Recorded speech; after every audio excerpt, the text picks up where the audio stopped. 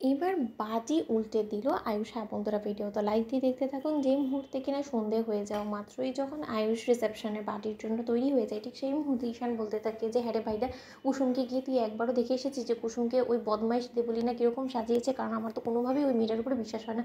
অন্যদিকে আয়ুষ বলতে থাকে যে সেদিকেই এগোচ্ছে, আমি বরঞ্চ নিজ চোখে একবার দেখে নিই যে আমার স্ত্রীকে ঠিক কীরকম দুর্দান্ত ও সাজিয়েছে ওই বদমাইশ দেবলীনা। ঠিক সেই মুহূর্তে যখন কুসুম ঘরে বসে থাকে তৈরি হয়ে, ঠিক সেই মুহূর্তে আয়ুষ দরজা ধাক্কানো মাত্রই যখন কুসুম দরজা খুলে, ঠিক সেই মুহূর্তে আয়ুষ কুসুমকে দেখা মাত্রই চমকে উঠে এবং বলতে থাকে যে কুসুম, এটা তুমি কী সেজেছো? তোমাকে তো রীতিমতো কার্টুন জোকারের মতন বলে মনে হচ্ছে, এবং এটা নিশ্চয়ই, যদি আমি খুব একটা ভুল না হয়ে থাকি, নিশ্চয়ই এটা তোমাকে দেবলীনা সাজিয়েছে, তাই তো? কারণ দেবলীনা তো মায়ের সামনে তোমাকে সাজানোর দায়িত্বটা নিয়েছিল, তাই না? ঠিক সেই মুহূর্তে যখন কুসুম বলতে থাকে কিন্তু আমাকে তো এই সাজাই নাকি আজকে পার্টিতে বেশি মানাবে বলে দেবলীনা ম্যাডাম বললো, তার জন্য তো এই সাজ আমি এখনও পর্যন্ত দিয়ে বসে আছি।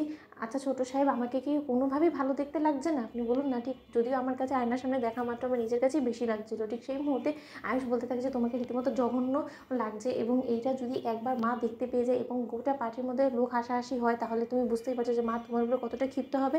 অন্যদিকে যখন কুসুম কান্নায় ভেঙে পড়ে এবং বলতে থাকে যে আমি খুব ভালো করেই জানতাম যে দেবলীনা ম্যাডাম এরকম কিছু একটা করবে, কিন্তু তার সত্ত্বেও আমি দেবলীনা ম্যাডামকে একটা শেষ সুযোগ দেওয়ার জন্য তার উপরে ভরসা করেছিলাম, কিন্তু সেই যে আমার ভরসার এরকম করে সুযোগ নেবে সেটা আমি কোনোদিনও বুঝতে পারিনি ছোটো সাহেব। ঠিক সেই মুহূর্তেই আয়ুষ বলতে থাকে যে তুমি সবই একদম টেনশন করো না, তোমাকে সাজানোর জন্য আমি অলরেডি মেকআপ আর্টিস্ট কল করে ফেলেছি এবং সে এসে তোমাকে তোমার মতো করে সাজিয়ে দেবে, তুমি শুধু তাকে বলে দেবে যে তুমি কীরকম সাজতে চাও। ঠিক সেই মুহূর্তে মেকআপ আর্টিস্টকে সম্পূর্ণরূপে কুসুমের সাজ সম্পর্কে ধারণা করে দেওয়া মাত্রই যখন মেকআপ আর্টিস্ট আয়ুষের মনের মতন করে কুসুমকে সাজিয়ে তোলে, ঠিক সেই মুহূর্তে আয়ুষ কুসুমকে দেখে বলতে থাকে যে সত্যি কুসুম, তোমাকে এতটা মিষ্টি লাগছে যে তোমার দিক থেকে কেউ আজকে চোখই সরাতে পারবে না, সকলে তো রীতিমতো তোমার প্রশংসায় ভাসবে। অন্যদিকে যখন কুসুম বলতে থাকে যে সত্যি ছোটো সাহেব, আপনি যদি আমার এই বিপদে আমার পাশে না থাকতেন তাহলে আজকে হয়তো বা সকলের সামনে হেনস্থা হওয়ার হাত থেকে আমাকে কেউ রক্ষা করতে পারতো না।